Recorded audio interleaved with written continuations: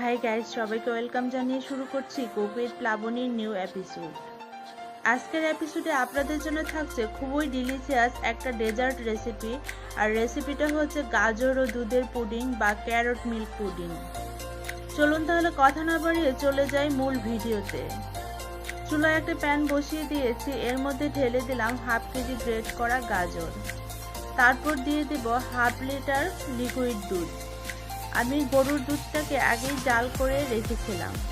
দিয়ে দিয়েছি 3-4টি ফাটানো এলাচ, হাফ টিস্পুন লবণ। এবার নেড়েচেড়ে মিশিয়ে ঢাকনা দিয়ে ঢেকে 10 মিনিট সেদ্ধ করে নেব। ফিরে এলাম 10 মিনিট পর, ঢাকনাটাকে উঠিয়ে নিচ্ছি।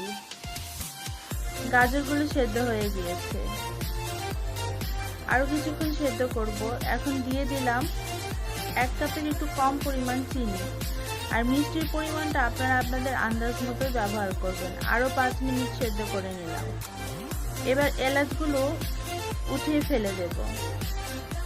এবার ঠান্ডা করে ব্লেন্ডারে ব্লেন্ড করে নেব। অবশ্যই ঠান্ডা করে ব্লেন্ড করতে হবে। আমি ব্লেন্ড করে নিয়েছি, দেখতে পাচ্ছেন একটা স্মুথ পেস্ট তৈরি হয়েছে। এখন দিয়ে দিচ্ছি হাফ কাপ গুঁড়া দুধ। তারপর দিয়ে দিচ্ছি হাফ কাপ কাজু বাদামের পেস্ট। আপনারা চাইলে গাজরটা সেদ্ধ করার সময় কাজু বাদামগুলো সেদ্ধ করে ব্লেন্ড করে নিতে পারেন। এবার এটাকে অনবরত নাড়তে হবে। 10 মিনিট নেড়ে চেড়ে রান্না করতে হবে, যাতে পানীয় অংশটা শুকিয়ে যায়। চিনি থেকে যে পানিটা বের হয়েছে সেটা ভালো করে শুকিয়ে নিতে হবে। এখন দিয়ে দিচ্ছি 1 টেবিল চামচ ঘি। আর এই ঘিটা কিন্তু স্কিপ করা যাবে না, অবশ্যই ঘি দিতে হবে। এখন 3 টেবিল চামচ দুধের মধ্যে 3-4 চামচ আগার আগার পাউডার ভালো করে মিশিয়ে নেব।